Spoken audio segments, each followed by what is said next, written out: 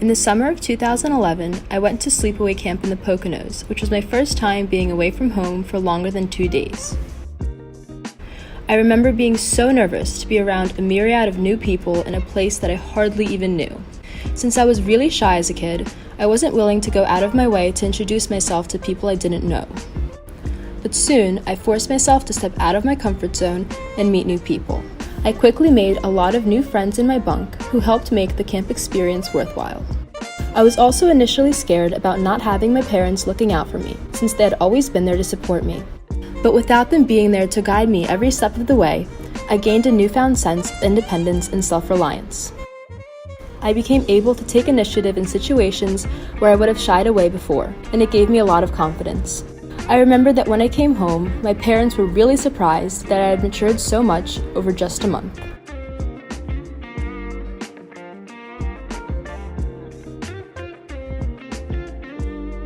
The summer before my senior year of high school, my mom decided to move 2 hours away. This left me with the choice to either change schools for my last year, leaving behind my friends and community, or move in with my dad and drive the 30 minutes to school each day. I chose the latter. Over that year, I developed a routine balancing my schoolwork, college apps, and extracurriculars, all while living far away from my school and my friends.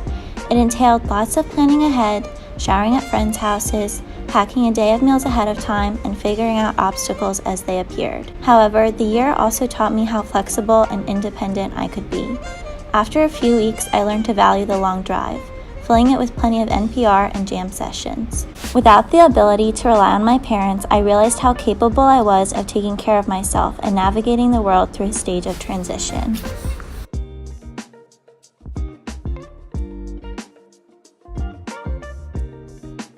As a child, I was really bad at sports. For some reason, until middle school, I had really bad hand-eye coordination.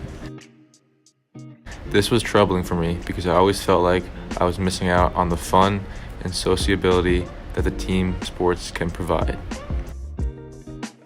My mom was encouraging me to try new sports because I was bound to eventually find one that I liked. I kept refusing until 6th grade when I tried to play lacrosse. I showed up at the first practice and noticed that there were a lot of other kids who were also trying out for lacrosse for the first time ever. I started talking to them and immediately felt more comfortable in the situation. After a couple more practices, it turned out that I wasn't so bad at lacrosse. From then on, I played throughout high school. I even met my best friends through the sport, all of which are still my friends today. I'm glad that I was pushed to try new things. Often they don't turn out how you want them to, but sometimes they turn out even better.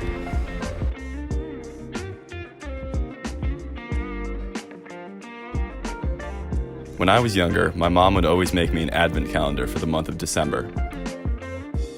Every morning leading up to Christmas, my brother and I would wake up and run downstairs to see what kind of little candy or coins she had put in there for us. And one day, we found 2 sticks of chapstick with the Toy Story aliens on them. At the time, I thought it was some sort of joke, and I complained to her about it. Chapstick? What's the big idea? My mom got so upset, and she cried a little, and I was totally ashamed of myself. But looking back, I'm really glad it happened, because it taught me that my actions have consequences. And it's important to treat my loved ones with gratitude, even if I'm unhappy. It was a moment of maturity because I realized that it's not all about me.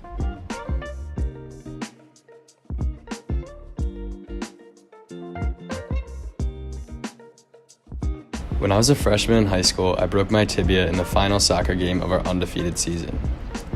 Due to a vitamin D deficiency, my bone took almost 3 months to fully heal.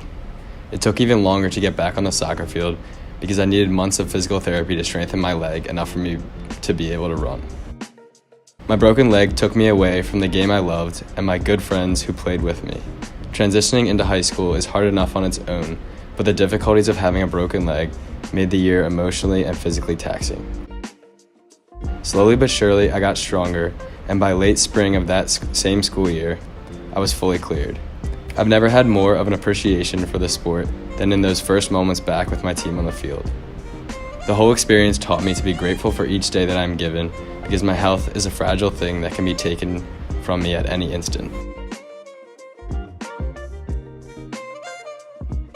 Stepping out of your comfort zone, finding your independence, trying new things, being kind to others, and recovering from an injury. These are all things that we've learned over the course of our story, and we will continue to learn, grow, and adapt as we march forward into the future. Our stories have just begun.